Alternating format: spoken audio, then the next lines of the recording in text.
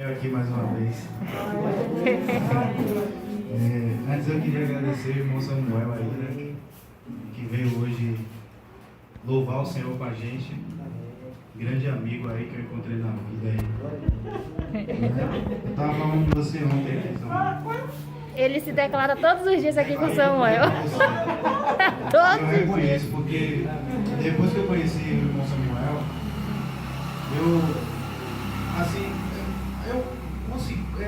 criei uma amizade assim que acho que eu nunca tive essa amizade com ninguém, assim, porque Amém, glória a Deus. porque eu acho que ele tem um dom de atrair as pessoas com uma amizade. Aonde eu vou e vou com ele, as pessoas chamam ele de amigo. Eu acho isso muito bonito. Eu olho para ele e não vejo falsidade, eu não vejo qualquer outra situação. Então a Bíblia diz que a gente tem que dar honra a quem tem honra, né? Então a gente não pode deixar de falar aquilo que a gente está vivendo, que a gente está ali presenciando, amém?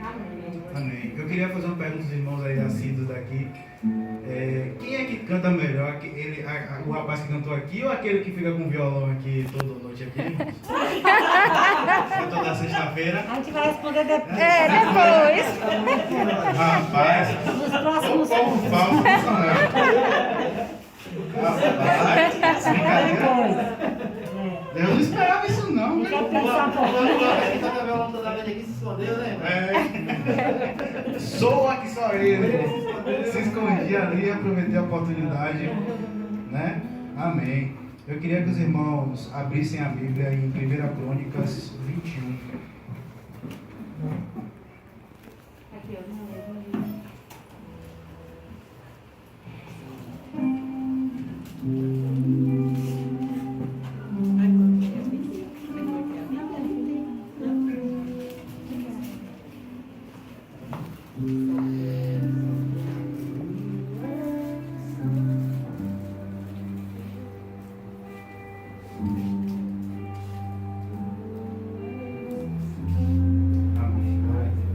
Acharam, irmãos?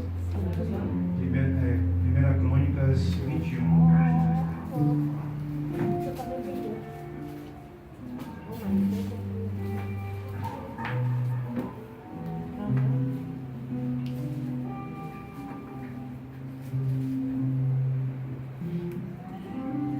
Amém? Todos acharam?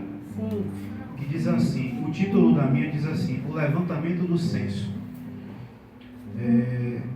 21 diz, então Satanás se levantou contra Israel e incitou Davi a levantar o censo de Israel. O censo é primeiro. Não. Acharam? Amém. Vou ler de novo, viu? Então Satanás se levantou contra Israel e incitou Davi a levantar o censo de Israel. Davi disse a Joabe e aos chefes do povo, vão e levantem o censo de Israel, desde Bezeba até Dan, e tragam-me a apuração para que eu saiba o seu número.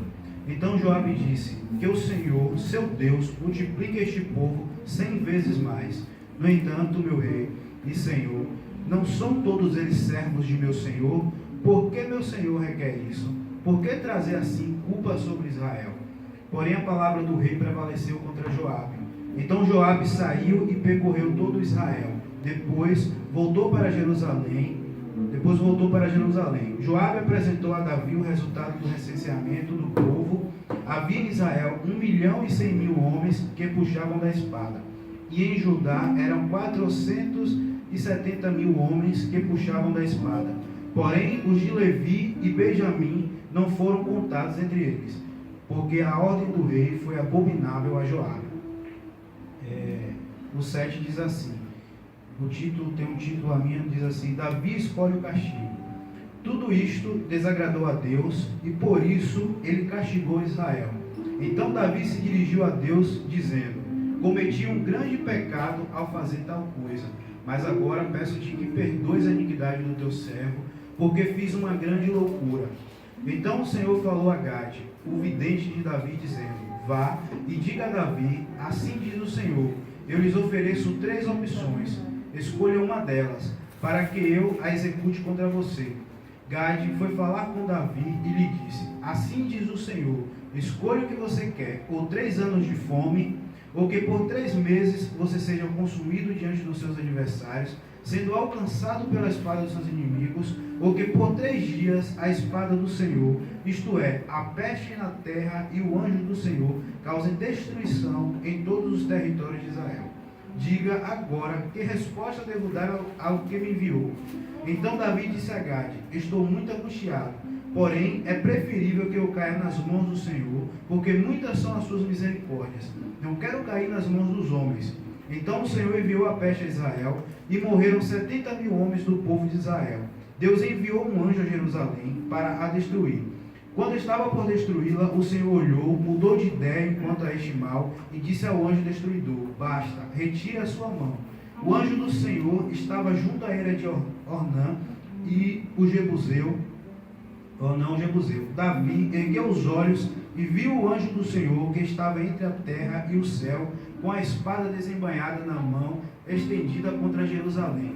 Então Davi, os anciãos, vestidos de pano de saco, se prostraram com o rosto em terra. Davi falou para Deus: por acaso não fui eu quem mandou contar o povo?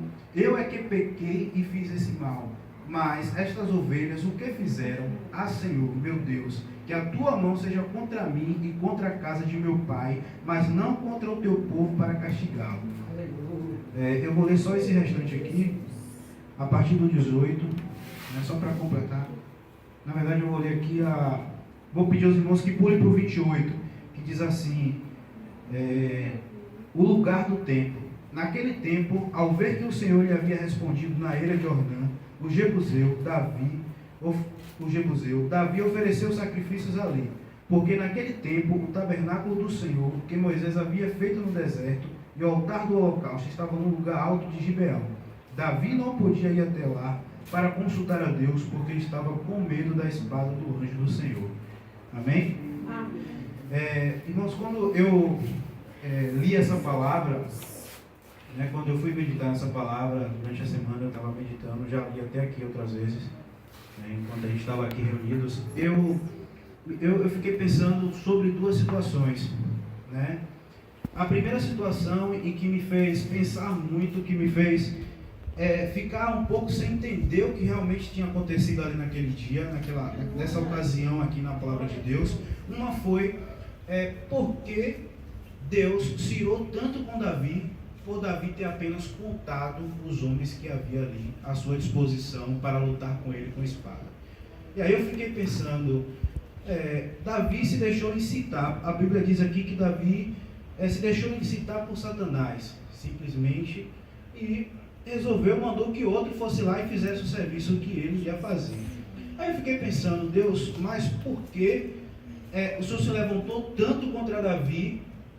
E histórias de Davi que nós conhecemos, que diz que Davi era um homem, aos olhos de Deus, segundo o coração de Deus.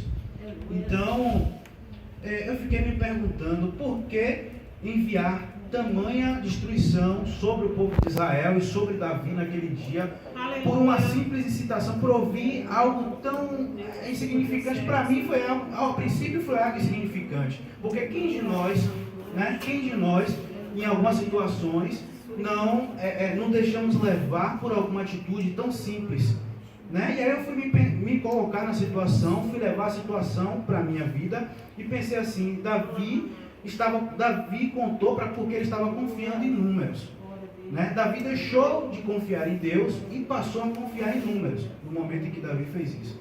Mas mesmo assim eu continuei a pensar. Eu disse: quem de nós às vezes não chega ao final do mês, a gente não está preocupado com quanto dinheiro a gente vai receber para pagar as contas que nós temos para pagar no próximo mês, Quem de nós não se preocupa com os números? Quem de nós não fica aflito e aí manda contar, fica preocupado com as dívidas, fica preocupado com isso ou com aquilo, Quem de nós não faz isso? Mas por que Deus se levantou tanto contra Davi? E aí eu fui ler um pouco mais, voltando aí os capítulos, eu fui entender e fui ver um pouco a respeito da história de Davi. Davi era um homem guerreiro, Davi era um homem de muitas batalhas, e Davi, quando ele entrava numa batalha, diz a palavra de Deus que ou ele ou os soldados deles derrubavam 300, 500 mil homens. Apenas um homem do exército de Davi conseguia derrubar tamanho os outros homens, né, gigantes. A gente vai ler a história de Davi e a gente vê quantos gigantes Davi derrubou, quantas coisas gigantes Davi derrubou. E aí eu cheguei a uma conclusão: o erro de Davi não foi só se deixar levar por uma incitação do diabo. O erro de Davi foi perder a confiança em Deus. O erro de Davi foi deixar de acreditar no Deus que já tinha livrado ele de muitas batalhas, né? A gente sabe, a gente viu, como eu acabei de falar, Davi, quantas guerras Davi não lutou, quantas guerras Davi não foi livrado na morte. Tem versículos aqui atrás que diz que o Senhor livrou, né, o povo de Davi, os soldados de Davi. Fala isso. Então, por que pensar naquele momento, né, que ele não poderia enfrentar mais qualquer guerra, ou a guerra que ele já tinha enfrentado, e se preocupar com a quantidade? Deus não se irou com Davi só em relação à questão da contagem. Deus se irou porque é como se Davi tivesse fechado os olhos para tudo aquilo que já teria passado na vida dele. Tudo aquilo que Deus já tinha livrado Davi, tudo aquilo que Deus já tinha dado a Davi. Inclusive promessas futuras de construir um templo. Então, o fato, né, de que Davi deixou-se levar não foi só isso. E aí, qual de nós não comete essa gafe? Qual de nós não comete essa situação, né?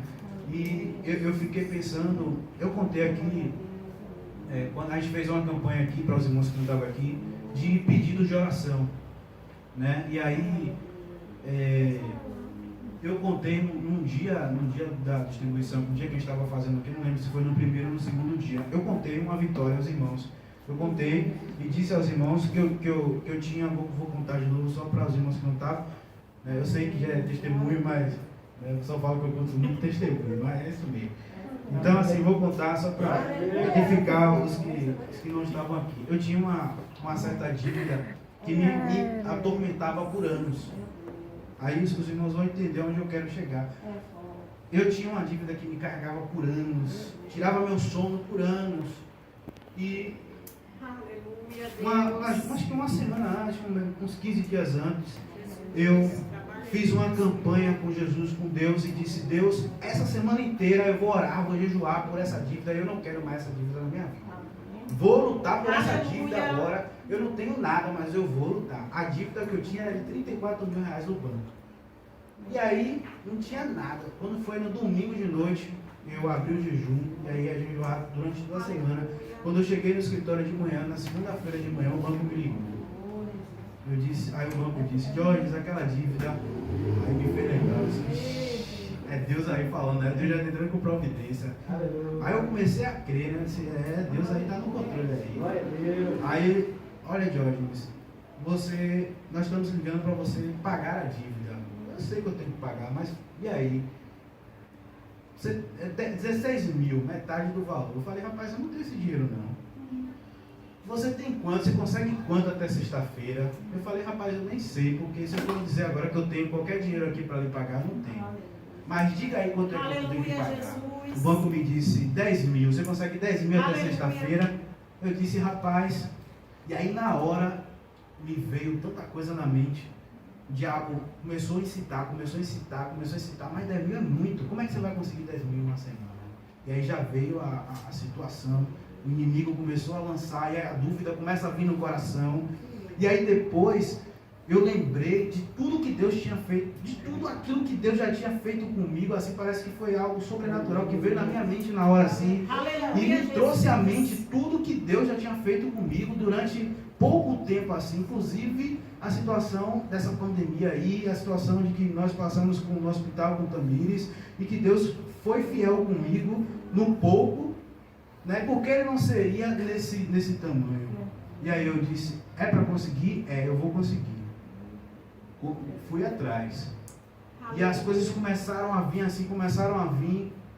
Quando foi na sexta-feira, eu não tinha o dinheiro ainda, eu tinha metade do dinheiro, mas eu disse, eu vou continuar crendo. Eu vou continuar acreditando que Deus ele vai entrar com providência. E aí a moça do banco me ligou e disse, Jones, e aí? Eu falei, rapaz, eu não consegui ainda não, me dê mais um prazo aí. Ela, então eu vou ligar para você terça-feira. Quando foi terça-feira, eu estava com dinheiro na conta para pagar.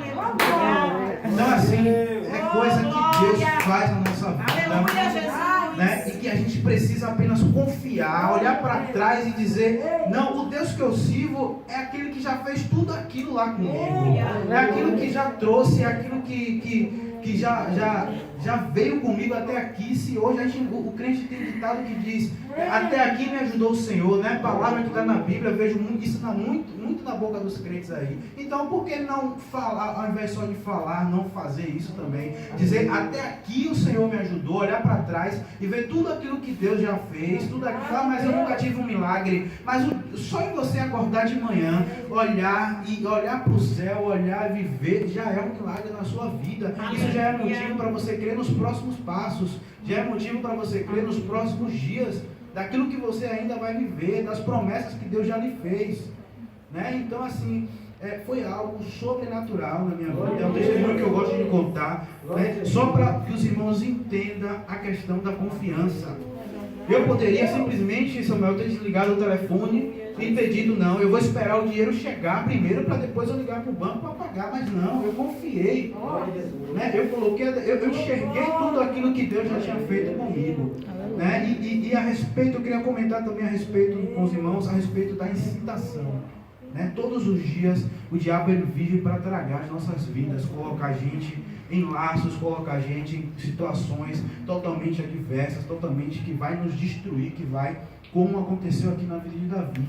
Se Davi não tivesse dado ouvidos a essa simples incitação, coisa pouca, a vida de Davi teria sido totalmente diferente nos próximos dias, né?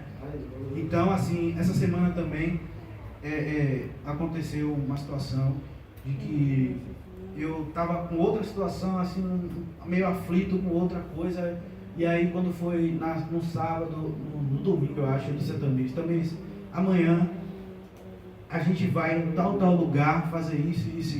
Amanhã de manhã a gente vai lá e vai resolver isso. Eu tenho que tomar uma atitude sobre isso. Eu tenho que tomar uma atitude para resolver esse problema. A gente vai lá. Quando foi de manhã, na segunda-feira de manhã, aí eu estava me arrumando, já estava pronto para ir. Antes de ir para o escritório, a gente ia passar lá. Eu falei, a gente vai passar lá. Aí eu orei ao Senhor, disse, Deus, é isso mesmo, vou orar. Deus, falei com o Tamires, a gente orou e tal. Depois que eu orei, que eu fui no quarto, assim, rapaz, não é isso não. Isso aí não dá para mim não, isso aí não vai ser assim. Eu vou confiar no Deus que eu sirvo. Vou confiar e vou esperar a provisão de Deus sobre isso aí. Porque se eu já estou orando, se eu já estou esperando há um tempo, se eu já coloquei o problema nas mãos de Deus, por que eu vou tomar a iniciativa e tirar das mãos de Deus para tentar resolver? Né? Então, assim, eu já tive resposta a respeito disso, ainda não, meus irmãos, mas está nas mãos do Senhor. Eu sei que Deus está entrando com providência, eu sei que Deus ele vai resolver. A qualquer momento eu vou ser cientificado, notificado daquilo que Deus está preparando. Agora não precisa me precipitar, não precisa eu tomar iniciativas, porque o inimigo chegou, falou no meu ouvido e eu fui lá e fiz. Isso está errado, isso não deve acontecer.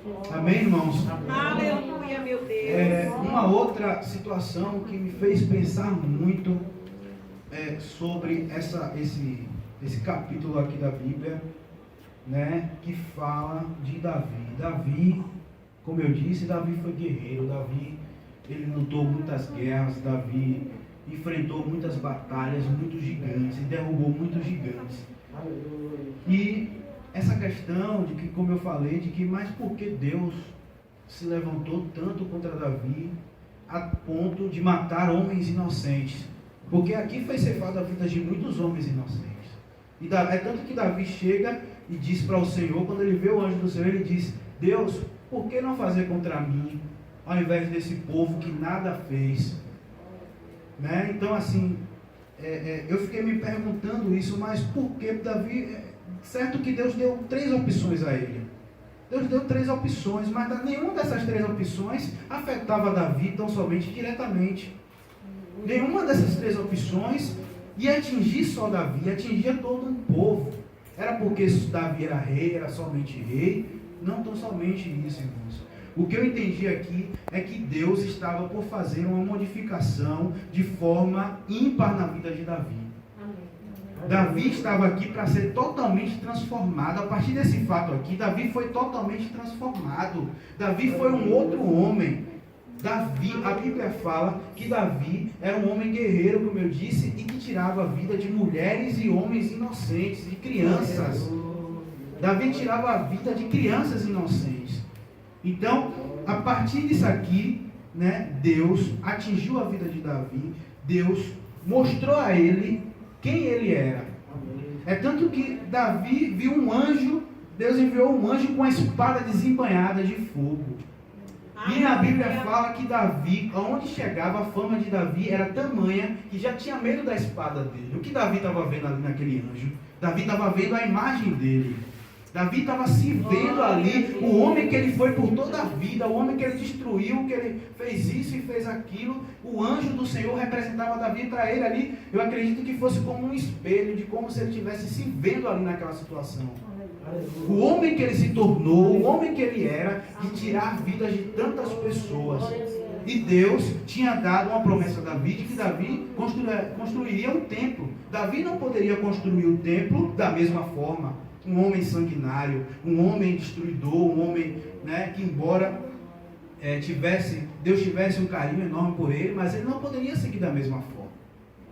Deus não é esse tipo de Deus. Deus, ele nos transforma, ele faz transformações nas nossas vidas. Amém. Ele tira tudo aquilo que não presta para a gente poder cumprir a promessa que Deus tem nas nossas vidas. Ele vai fazer uma transformação totalmente nas nossas vidas. Eu estava vendo uma reportagem essa semana. A reportagem, acho que todo mundo conhece. Quem não conhecer, não mora aqui. Mas do goleiro Bruno. Quem conhece aqui o goleiro Bruno, né? Que foi acusado de ter mandado matar, ou matar, não sei ainda, isso não é certo ainda, nem para a própria justiça, a sua ex-esposa, mãe do seu filho. E aí eu vi na reportagem lá no Instagram, e aí a reportagem dizia que uma técnica do clube em que ele foi, que foi chamado para trabalhar como goleiro, né, depois que ele conseguiu a saída, e a técnica saiu do clube. A técnica desistiu do emprego porque ele tinha entrado no clube. Aí eu peguei, vi essa reportagem, eu botei assim, só botei de vez em quando me dá vontade de ser contraditório essas coisas, aí eu boto lá, embora não seja penalista, criminalista, não tenho nada com crime. Eu cheguei lá e coloquei assim, achei injusto, todo mundo tem o direito de se regenerar. Botei só isso, meu irmão. Foi tanto comentário que eu recebi, tantos comentários contrários, desejando mal a minha mãe, coitada, desejando mal a minha filha, desejando mal aos meus parentes e tal. E eu fiquei pensando assim, meu Deus, o que é isso? O que é isso? O que é isso? Eu falei, meu Deus, como é que está a imagem das pessoas? Como é que está o coração das pessoas? As pessoas se ofendem por besteira, se ofendem por coisas vãs, né? E aí teve alguns comentários que eu ainda respondi, não esses que ofensivos, mas outros que traziam o entendimento de uma reflexão, de cada um expressava a sua opinião e me marcava, e eu ia responder, dizia, né, porque eu tinha minha opinião e tal e tal.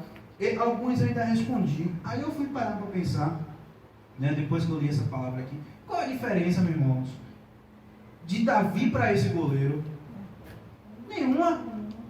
Davi, o goleiro só, ao que parece, ao que nem resta provado ainda, mandou matar só uma. E quantas mulheres Davi mandou matar? Quantas pessoas, quantas crianças Davi mandou matar? Pense aí. E Deus assim ainda amava um cara desse. E por que esse não merece arrependimento? Por que esse não merece perdão? E aí é que está, irmãos, trazendo para o início do capítulo aqui, a incitação. Esse homem, ele pode ter sido levado por uma simples incitação. A gente já parou para pensar, eu já fui em alguns julgamentos com relação a crime e já vi que outros seriam condenados por simplesmente andar com o outro. E ele pode ter simplesmente dito naquela noite, ou num dia, pô, eu tenho vontade de matar essa mulher. O outro que pode ser fã dele, amigo dele, foi lá e matou. Ele ouviu o quê? O diabo no seu ouvido, buzinando no seu ouvido, e cometeu uma incitação que não era para cometer. Vai pagar, está pagando por uma situação que deve se pagar, sim, deve. Não estou tirando aqui, nem quero defender, fazer defesa, até porque não é nem minha área de atuação, mas isso tem que ser refletido nas nossas vidas. Nós temos que tirar da nossa mente essa coisa de julgamento precoce, esse julgamento de ofensa, de ofender, de tirar a razão, de querer ser juiz, aonde a gente não é. O único juiz é Deus. Ele pode se arrepender, sair daquele lugar, encontrar qualquer um lá fora ou lá dentro, se arrepender, e outro que passou dentro da igreja há muitos anos não subir, e aí a gente fica como? Porque simplesmente fez um julgamento. Isso é inaceitável, né? Então, assim, eu entendo que Deus, eu entendo que Deus talvez tenha um propósito na vida dele, assim como tinha com Davi. Só que Deus usa situações. Com Davi não foi diferente. Deus usou a situação de que Davi foi incitado para transformar a vida de Davi. Deus disse assim: você vai continuar, mas a partir de agora eu não quero mais que você continue assim. Você fez isso? A partir de agora não é só porque você deixou de confiar em mim, não. A partir de agora eu quero de você diferente para fazer aquilo que eu quero fazer na sua vida. Né? Davi passou a ser transformado. Eu vou te mostrar quem você era. Eu vou te mostrar o homem que você se tornou. Olha aí o homem que você se tornou. Olha para o anjo aí, vê o anjo com a espada desembainhada, matando vários inocentes. É esse homem que eu quero para mim? Não é. Davi mudou, Davi reconheceu o seu pecado. A palavra diz que a palavra de Deus diz que Davi disse: cometi grande loucura. Davi não estava só dizendo pelo fato daqui de deixar de confiar em Deus, não. Davi estava falando de toda a sua vida. Davi estava refletindo sobre toda a sua vida. Então Davi reconheceu que ele era um homem que precisava ser mudado. E assim a gente precisa também reconhecer os nossos erros. Precisamos reconhecer as nossas falhas. Reconhecer que nós precisamos de mudança. Que nós precisamos se humilhar na presença de Deus, como Davi fez aqui. Amém. Olhar para trás e ver tudo aquilo que nós já fizemos. Largar lá atrás tudo aquilo que já fizemos, para viver aquilo que Deus quer que a gente viva. Para viver aquilo que Deus tem para as nossas vidas, seja bênção, seja vitória, seja lá o que for, para fazer a obra, tudo. Nós precisamos deixar esse homem ou essa mulher que nós fomos no passado e passar a viver uma vida diferente. Assim como Davi fez, assim como Davi resolveu reconhecer o seu erro, né? E percebeu o homem que ele era. A partir de então, Davi teve um novo pensamento, né? E aí é que está. Eu vejo, às vezes a gente vê comentários de pessoas que já estão ali na casa do Senhor, que já estão ali em andamento, mas nunca se arrependeram de verdade, nunca aceitaram seus erros, nunca pararam para refletir. E Deus, por ter um propósito, Deus vai criar situações de que vai fazer você se transformar. Só que aí existem duas situações. Existe a situação de que você precisa se colocar antes daquilo acontecer para fazer, ou você vai esperar Deus fazer uma situação muito maior para você ser transformado. E aí a consequência é muito grande, como a irmã falou aqui. Precisou levar a mãe dela. Davi precisou ver homens inocentes aqui. E Davi estava prestes a ver dois homens aqui, aonde a gente não leu, né? Aqui no 18, narra a história do lavrador, que disse que Deus, o anjo já estava pronto para passar naquele lugar, levar aquele homem e seus filhos. É tanto que aqui os filhos se esconderam. Os filhos se esconderam, ficou só o homem. E quando o homem viu Davi, ele se prostrou diante de Davi. Então, é preciso a gente deixar tudo aquilo que é passado. É preciso a gente deixar tudo aquilo que não presta, tudo aquilo que não vem de Deus, todos os nossos costumes ruins, tudo aquilo que nos afasta de Deus e nos faz ser o mesmo todos os dias. Deus não quer que nós sejamos os mesmos, Deus quer que nós sejamos diferentes. Glória a Deus. Né? Porque se não fosse assim, Deus não tinha usado a vida de Davi. Eu estava vendo outra reportagem, né, que aconteceu, acho que ontem ou anteontem. 3 jovens, não sei se alguém viu, baleados em Sussuarana, que vinham correndo. Alguém atingiu com tiro os 3. Eles vinham correndo, e tinha uma igreja Um decidiu entrar na igreja, os outros dois ficou na porta, morreu. O que entrou na igreja foi salvo, a igreja acolheu, a igreja orou, o pastor, e aí foi aquela coisa, salvou.